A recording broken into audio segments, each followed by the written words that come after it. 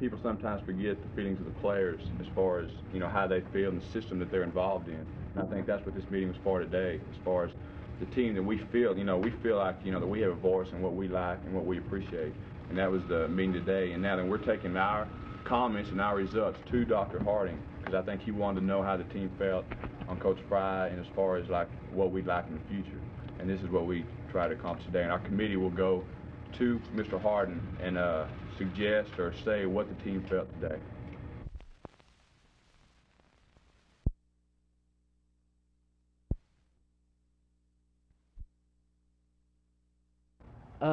They run a wishbone, but yet they have the leading pass receiver in the nation in the NAIA.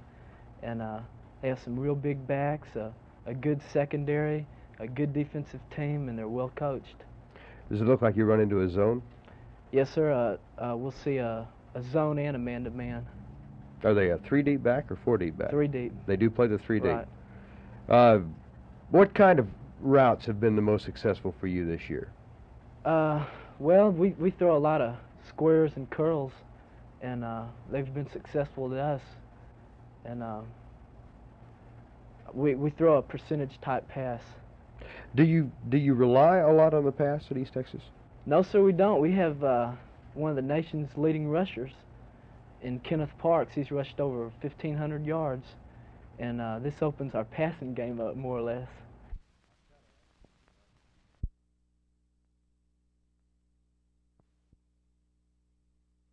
Should a cattle feedlot not be located near a school?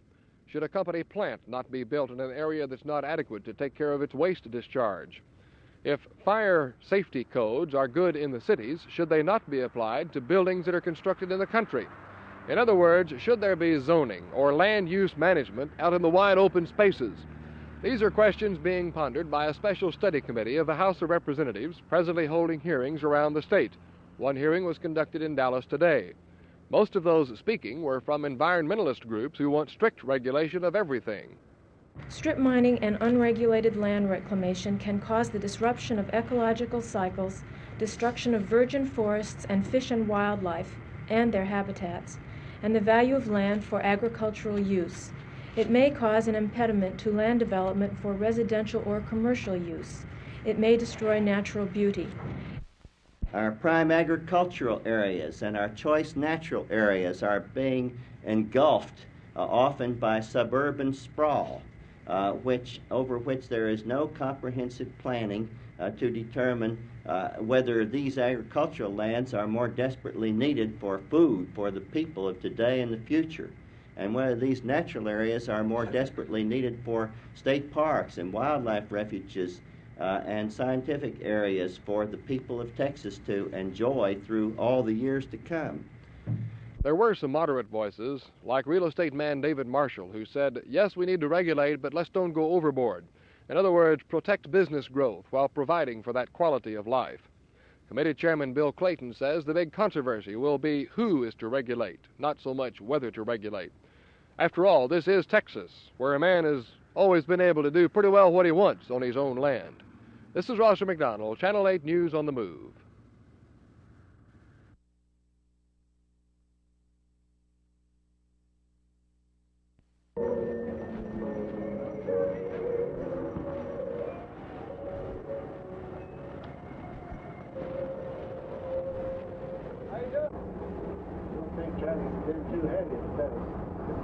Yeah, it's like good about nothing. Best right.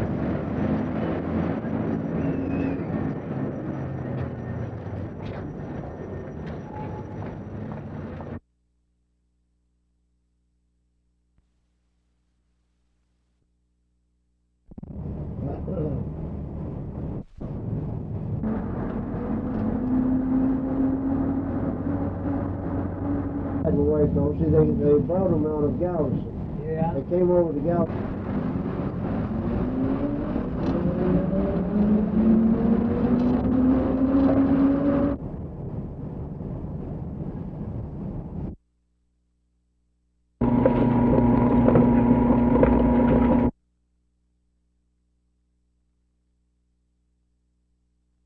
Those you have agendas passed out to you. You can see some of the questions that are raised on the one in San Antonio, this one in Dallas today, and then the 15th we'll have a up on these mics. And this, all the proceedings of this meeting is being recorded. Due to the time of this committee to get a report, these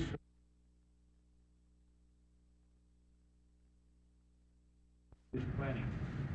We want to take in consideration the thoughts from the public with land, and specifically with respect to water and air. Then I think that we really don't have a way to. However, we have started as fast as we can, having hearings around. Then I think we'll open it to a more informal type hearing and discuss amongst ourselves.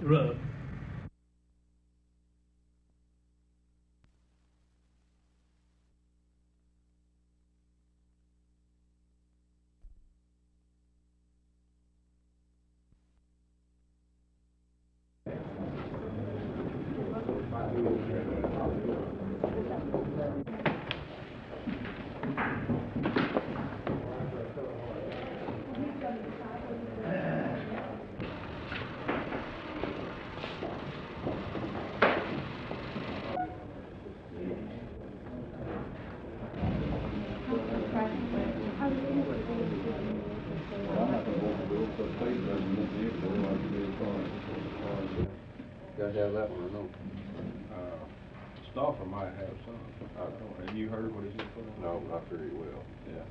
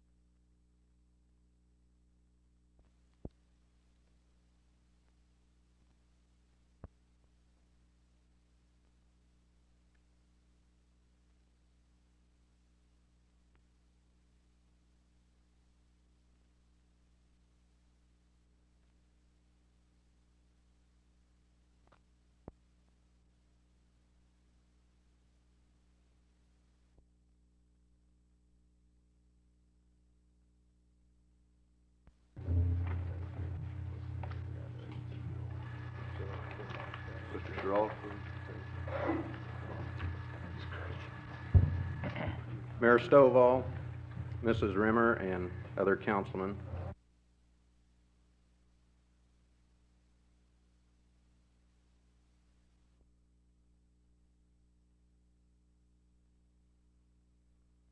We just go in and Hey, Jimmy? Show up, chicken eggs, go. Get everybody.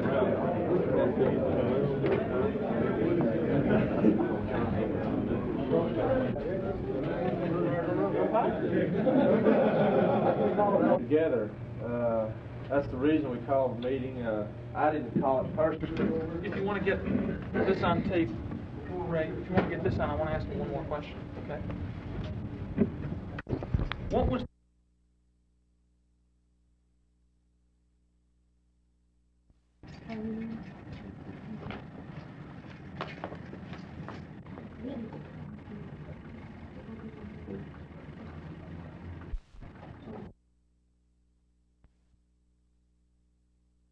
"26 character witnesses testified today to the good reputation of the defendants. State's Attorney John Stauffer grilled most of the friends and relatives by asking them if they knew of the alleged torrid love affair going on between the former Dallas policeman and the victim's widow, and if they knew why anyone would want to pump 6 bullets into Mr. Stout last June. Mary Stout, convicted Friday of soliciting a killer and encouraging the murder of her husband, took the stand in her own character defense and was questioned about her relationship with Singletary. She claimed her marriage was contented, and despite the declarations of love found in 2 letters from Singletary, she denied ever dating him or being in love with him. Before Judge Lewis Holland recessed court this afternoon, he warned the jury not to talk to anyone about the case. One juror, W.K. Vines, told the court that he received an anonymous phone call Saturday night asking that he consider probation for Singletary and offering a thinly veiled bribe. The jury is expected to assess punishment tomorrow, which could range from 2 years to life imprisonment. For Channel 8 News on the Move, this is Judy Hanna at the Dallas County Courthouse.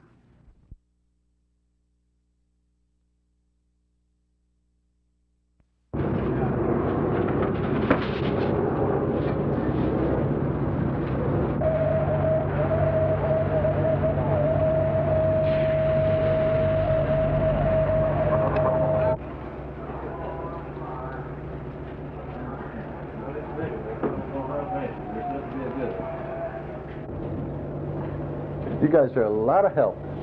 Hi, Bob. Hey. Go back the other way. Parker. Go back the other way. Back up. Back up. That's it. We are not embarrassed to come before you at this time and ask for an increase in telephone rates. Conversely, I think we can point out with pride to the fact that our company has been a leader in the fight against inflation by being able for a long period of time to control our costs, to create expense control measures, and to continue prices for telephone service when other prices in other businesses were increasing. We cannot continue to absorb these increases in prices, in taxes, in wages, without some rate relief. Telephone rates have not kept pace with rising costs in other businesses. Analysis and recommendation back to us at the time they have completed their studies on this request. I move that the request be referred to the staff for study. Second. You've heard the motion, second.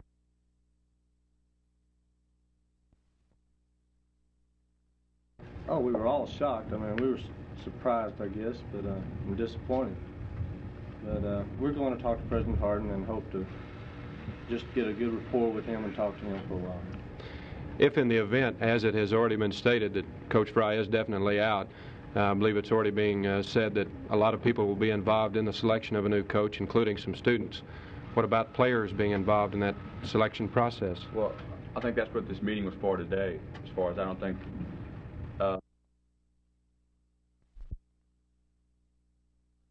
Well, I don't know whether that's true or not. I'm just about as nervous as I always am at this time, but we did play a better game against the Cardinals than we have for some time, and this is encouraging for us all. Coach, you said you found a spark.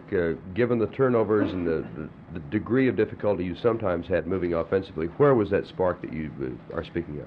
Well, I think the spark came from a team effort more than individuals. We just seemed to be, as a team, more ready and more determined to play well. Normally in the past, when we had as many turnovers as we had against us in the ball game, we wouldn't have played very well. But we seemed to overcome them. It didn't seem to bother us at all. We came back and made our own plays that were necessary to win the game, and this is the thing that I was most delighted with. Observing the team on the field, there seemed to be more of a unity out there and everybody encouraging the other one. Was there any kind of meeting or something that precipitated this attitude? No, I don't think so. I think it was just a matter of fact thing that we've experienced in the past. We know when we come to a dead end. And we have come to a dead end. And when that happens, we seem to have the ability to fight back. And this is showing right now. And hopefully it will be good enough to carry us into the playoffs. For purposes of TV, would you give us your clarification on your quarterback situation? Yes. I kind of re-evaluated the quarterback situation based upon the fact that Roger has performed now in 3 ball games. Up until this point, I've said that Craig Martin would be in the game, win or lose it, completely. And right now, I've said, in effect, that Roger, I think, is ready to play if needed in a tight situation. I think he's worked long enough, he's been out there long enough now that he could contribute to a game when it was in a tight situation.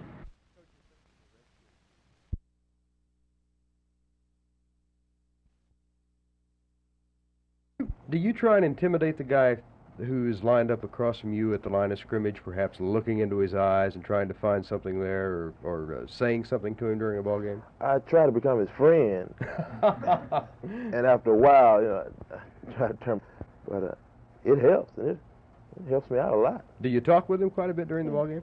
Yeah, I talk to him and try to get a little friendly conversation going. No sarcasm or anything like that, though. That's really a kind of a private war that goes on during the ball game, even if the flow of the play is away from you. You and that tackler are just going at each other constantly, aren't you? Yes. He wants to look good, and you want to look good, so you both go at it. 30 minutes.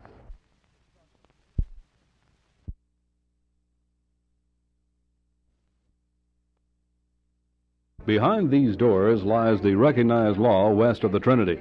It's the courtroom in Oak Cliff of Judge W.E. Bill Richburg, Precinct 7, Place 1.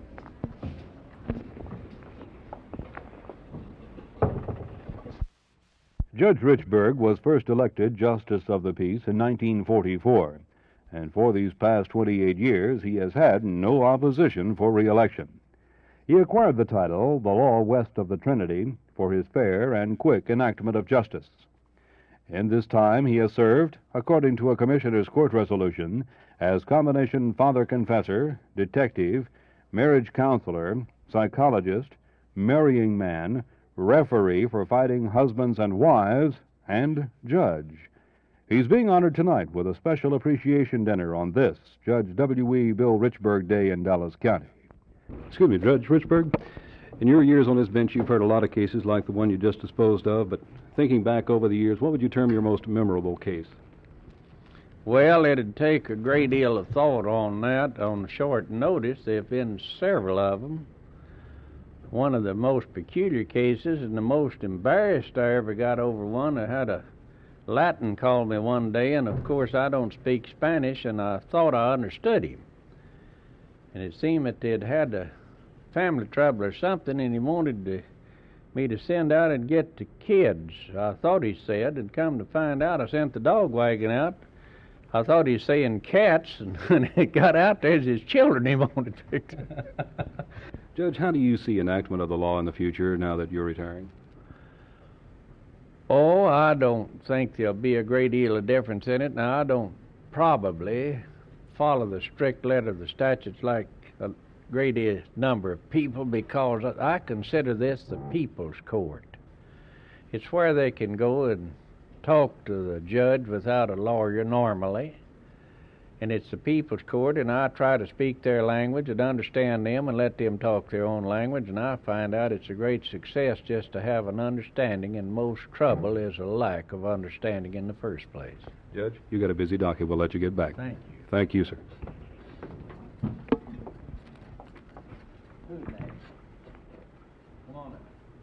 But I don't know why he just won't leave me alone. When I can't walk out of the house without him messing with me. Well, now, are you trying to force her to get a divorce? No, I ain't trying to force her to do nothing. What are you I just talking want my about? money, is all I want. Well, you're in the wrong court about this money. They owe you $500. No, sir, they do. So an era in law enforcement comes to an end December 31st when Judge Bill Richburg retires. But it will go on. His son won re-election in his mid-30s. He will be known as Judge W.J. Richburg. The law west of the Trinity will certainly go on, but the distinction may now have to be spread among more than one court. This is Jim Mitchell, Channel 8 News on the Move.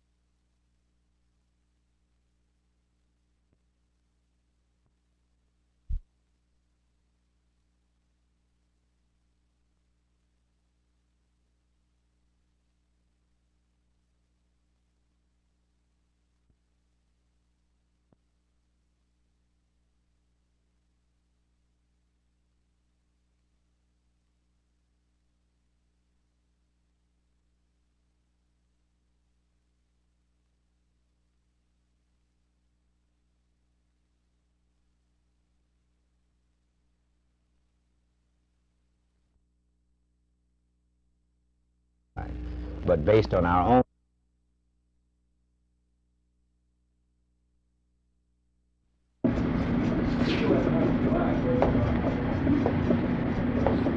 Whatever it is, ever hit you.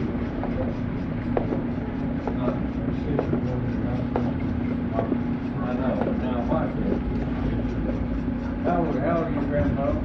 About $700. No, it's Seven? not. We have a Yes. death in our family, and he loaned us They won't pay. $150 apiece. One paid it, the other. Pay on the funeral, Yes.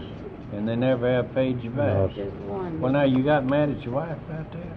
She Anything?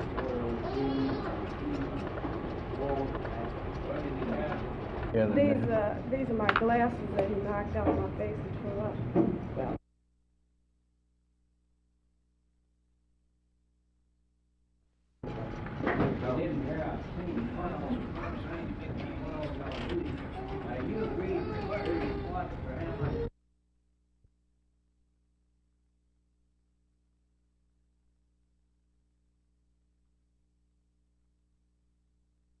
So what I propose to do is for the state to guarantee up to 30% of the bond in order to make the bond saleable in the market. I'm convinced that this can be done without ever costing the state any money because we, will continue to have growth in our metropolitan area. And I think the trend today is definitely, too, towards the increase in density, high-rise apartments and so forth, that we will have the density in the years ahead that will make these systems self-sufficient, or the revenue from them pay the bonds necessary to build them.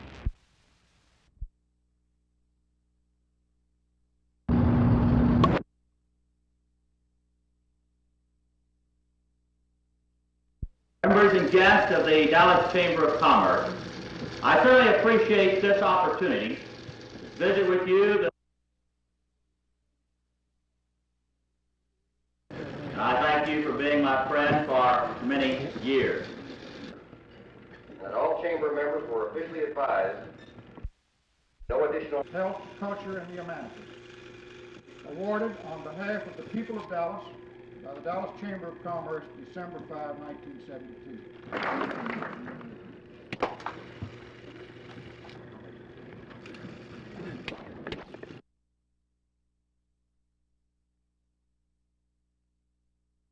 In trying to assist you or prepare you in communicating. Students feeling for it about busing? Some are for it and some are against it. A lot of whites feel that it is unfair to blacks. That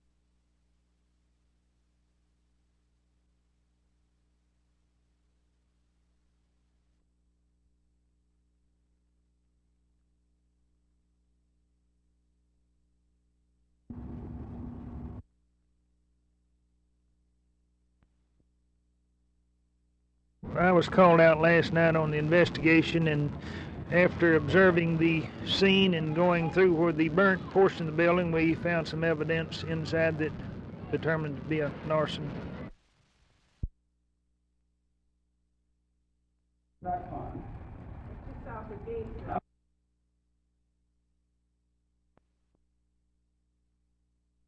I don't think they're doing all they can do. They're doing a lot by sponsoring like some tutorial programs and resource programs, but I think they could do more to ease desegregation.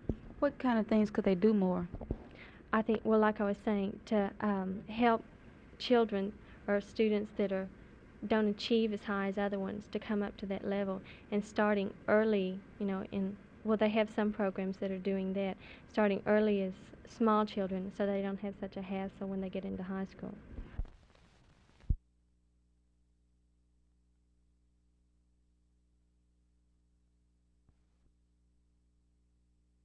State's Attorney John Stauffer called the case the Father's Day Massacre of 1972 in the murder capital of the world, comparing former Dallas policeman John Singletary to Judas, Benedict Arnold, and an unworthy Knight of the King. Stauffer, in his closing arguments, dramatically begged the jury to impose a life sentence on the man convicted of providing his service revolver for the murder of Brian Stout. He called Mary Stout, wife of the victim, an actress who, if allowed to become an apartment manager, as she planned if she had received probation, would run the swingingest apartment house in town. Stauffer emphasized the point by dancing the twist in front of the all-male, all-married jury. Singletary's attorney, Jack Hampton, asked the jury to consider the defendant's 2 tours of Vietnam and to give him a 10-year probated sentence. Tim Carr, Mary's defense, emphasized that this was a crime of passion for which the 34-year-old mother of 2 had suffered enough. The torrid love affair that was mentioned so much in this trial, he argued, was made up by the state's attorney. He, too, pled for probation for his client, who was convicted of encouraging, commanding, and advising the murder of her husband. But the jury, after deliberating for 3 hours and 50 minutes, assessed both defendants with 25 years confinement. Many of Mrs. Stout's friends and family joined her in tears when the jury was finally dismissed. This murder case is far from over, however. The woman accused of the crime, Helen Cundiff, will be tried January 2nd, and the boy who drove her car to the murder, Lester Weber Jr., will be tried sometime after that. For Channel 8 News on the Move, this is Judy Hanna, the Dallas County Courthouse. The Northgate United Methodist Church on West Northgate Drive was the site of the first fire. That alarm was turned in shortly after 1 o'clock this morning. Before the fire was brought under control, the interior was gutted, and church officials placed the loss at about $60,000. Authorities with the fire department say they could find no evidence of arson, although they would not rule out the possibility.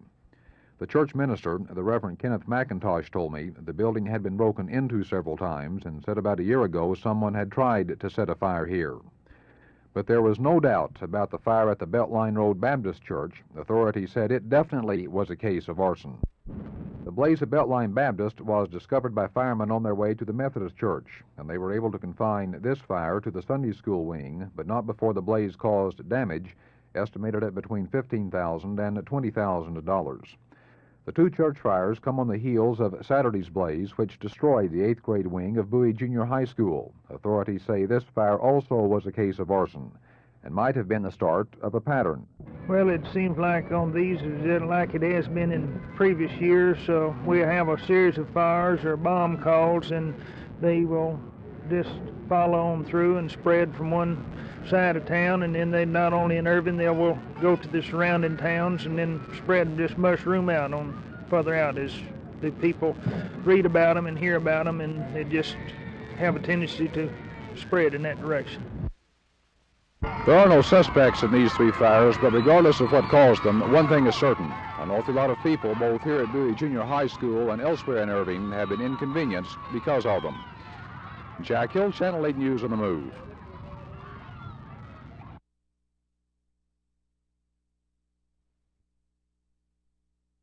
Dr. Carl McIntyre is president of the International Council of Christian Churches, and as you can see from his rally at the Adolphus Hotel this evening, he's not in favor of the National Council of Churches.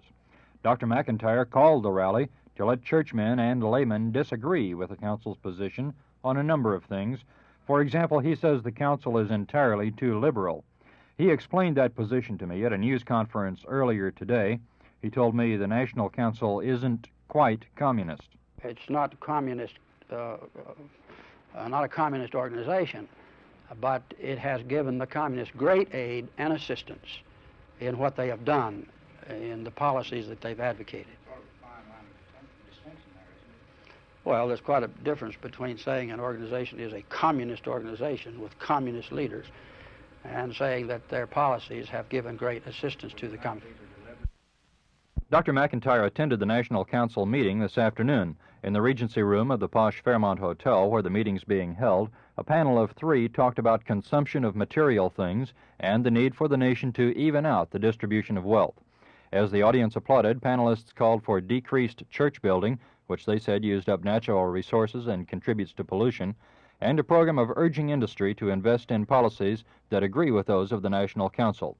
Noted anthropologist Dr. Margaret Mead, one of the panel, however, noted that she foresaw neither a paradise on earth nor a worldwide catastrophe. Phil Reynolds, Channel 8 News on the Move.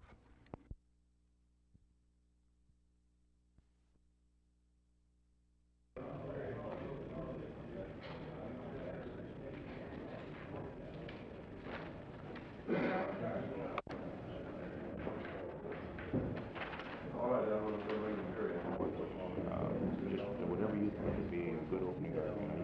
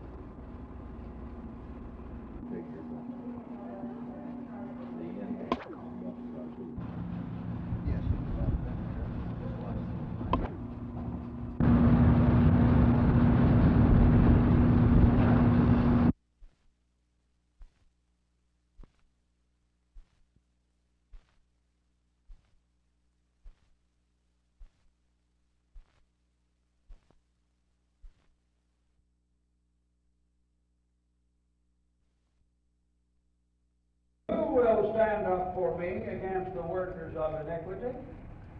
Unless the Lord... Hey, we had one some years ago, and the man sold it, and I was never able to get another station. I'd like my record. In that song, the Lord healed him. We've never disappointed him. And it's gotten to the place...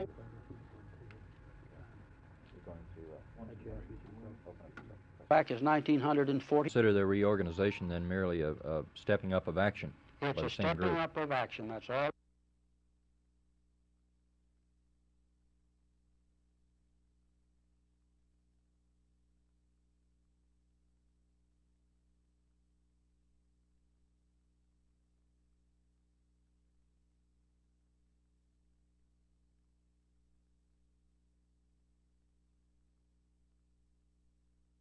You phrased this in your statement of restructuring the National Council. With its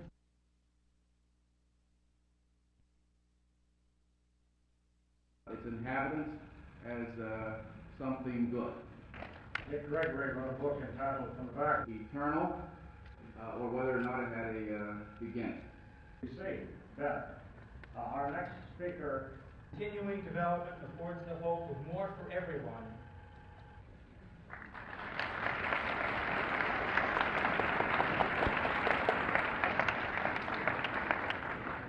I think it's a myth you can see me if I stand up.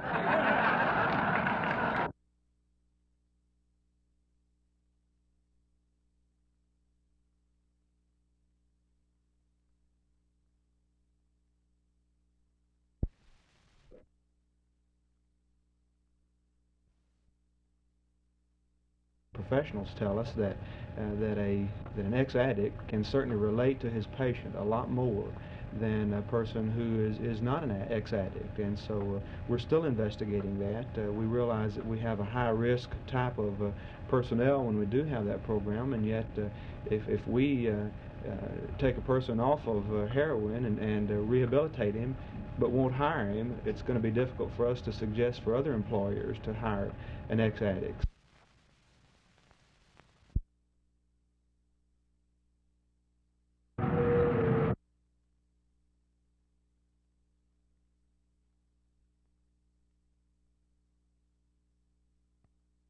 preference as to a team? No, not really. I'd like to play wherever we get a chance to. I don't think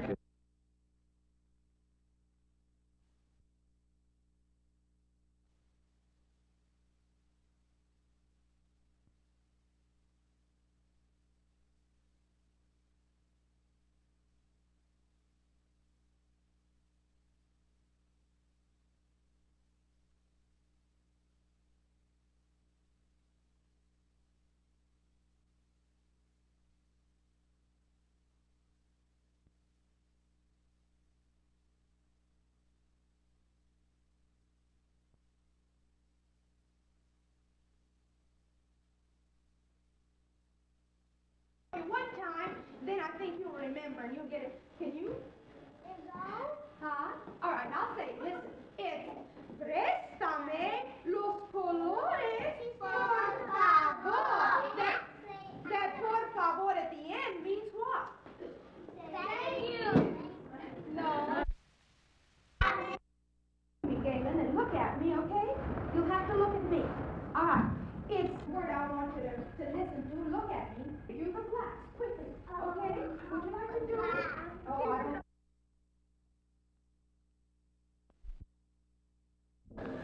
At times it was hard, especially when we had a late workout and late meetings at night, and the next day we had a test at 8 o'clock in the morning. It got tough sometimes. At midnight hour was burning. You've also gotten a lot of support from some other people. Would you mention some of them? Well, I guess my wife is the main one. She's stuck with me through all this football and everything. It was hard on her because I was gone a lot, and she didn't see me much during the football season. Then when I did get home, it was time for me to study. Robert, there's been a lot of controversy and a lot said in the last few days over Coach Hayden Fry's dismissal. What are your feelings about that? Well, I'm very sad what happened. To me, he's the greatest football coach around, a great man, who'll do anything for you, and I'm just sad that they fired him, and the way they went about firing him made it that much worse, and it just made me sad. I just don't know. I can't understand the reasons they give. I've heard of many reasons, but none of them are unfounded, called for, so I don't know what to say. I'm just sad that it happened. He's a great man.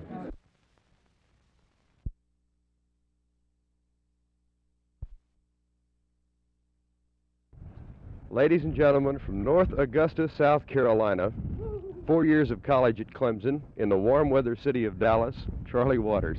I don't recognize you somehow. You're not intended to. I'm just out here to try to stay warm today. Does the get-up help?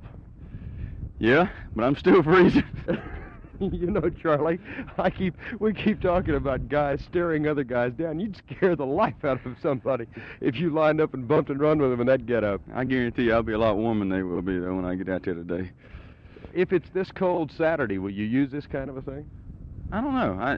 I didn't play in the Green Bay game, but I guarantee if I had something like that, these guys had something like this, it'd help them a little bit. Freeze your eyeballs.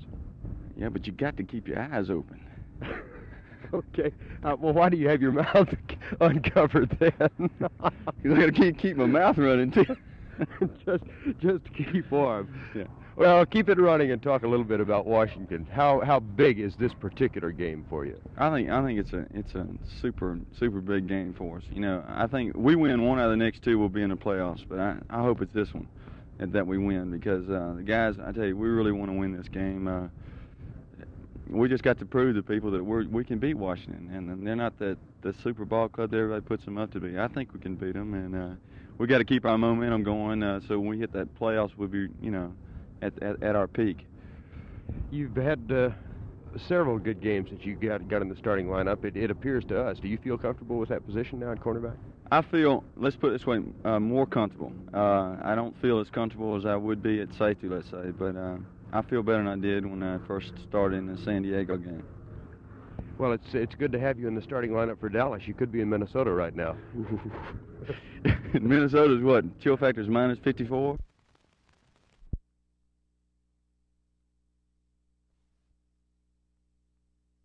As I drove toward the school administration complex on West Lancaster, I was pondering the note from my file this morning. It said the Fort Worth Parent Teachers Associations were gathering to learn more about the bilingual education program. I've had some experience with the topic, so I felt pretty confident as I began plotting exactly how I'd tell you the story tonight. Shouldn't be hard. Some little Mexican-American kids whose primary language is Spanish would be showing how they'd gotten special help in learning to speak English and function in English-speaking classrooms. Then, as cameramen Reggie Ward and Vic Doobie were preparing for the filming, I looked at the stage and got the shock of the morning. There wasn't a brown kid up there. A couple of other colors, but no brown. The program must have changed, I thought. Better check this out. And with that, friends, I learned the most valuable lesson of anybody who attended today. There I was, just presuming that bilingual education means helping kids who speak Spanish to learn English. And I have here a piece of chalk, and John, can you tell us? La pizza, you got to speak out real loud. La pizza, everybody. La pizza. Todos otra vez. La pizza. Muy bien, la pizza, las tijeras del libro, los colores, los bloques, and I have here some paste. No. Okay, and what is the paste, everybody? La goma. La goma, right, la goma, la tijera, la pizza. What more can I say? I learned a lesson today. Jerry Taft, Channel 8 News, Fort Worth.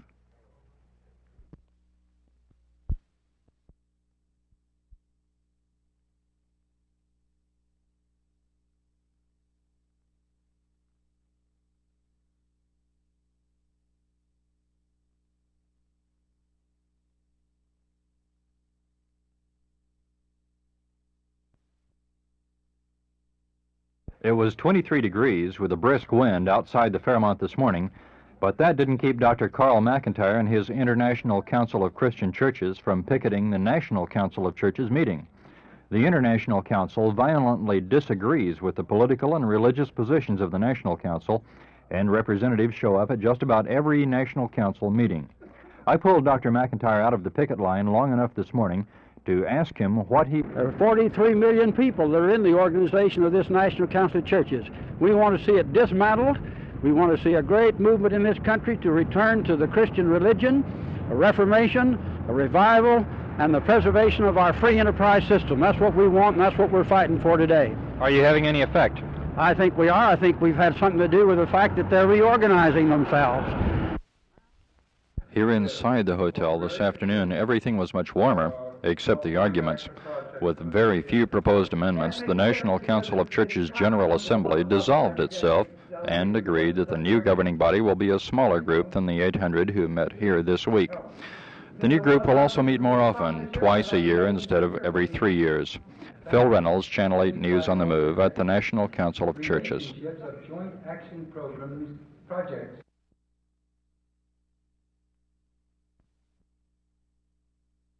Okay, basically, from the residential point of view, residential phone users have had to bear a disproportionate burden of the increase both this year and in 1970, and we feel that it should be equalized. The top that the phone company should be considering is a $7 rate for home phones rather than $7.50. On the miscellaneous service, as compared to the increase on basic service as a total package. Of course, within basic service, we recommend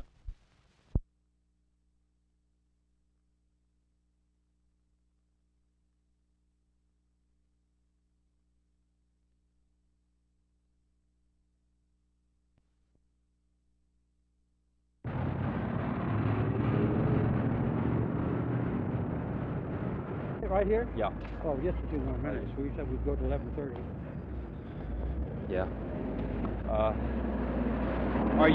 How long are you personally going to be in town? Well, I came to stay for the convention.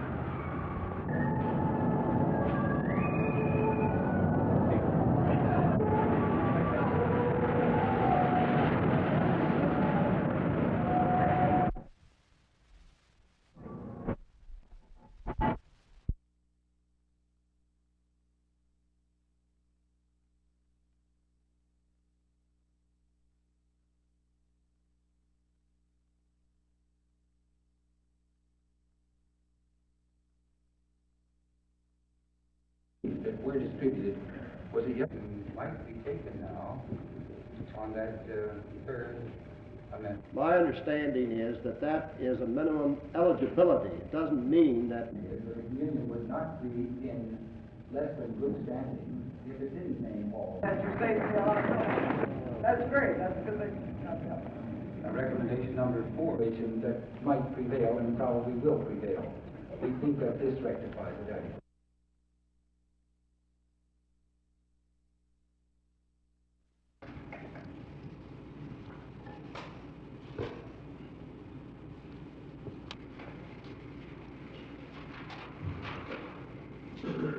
Public policy may need to be looked into, but also they generally doubt that an increase is in order. The profit off the frosting. Well, in some cases, the telephone company. You know, I mean, in some of these questions that, you know, have been more or less.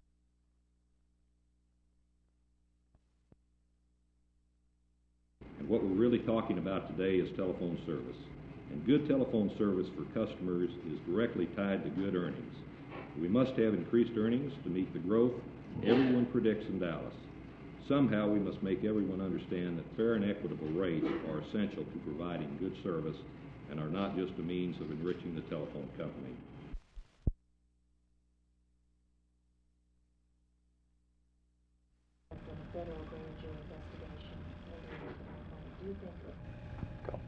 Mr. Gilmore, does the Board of Directors of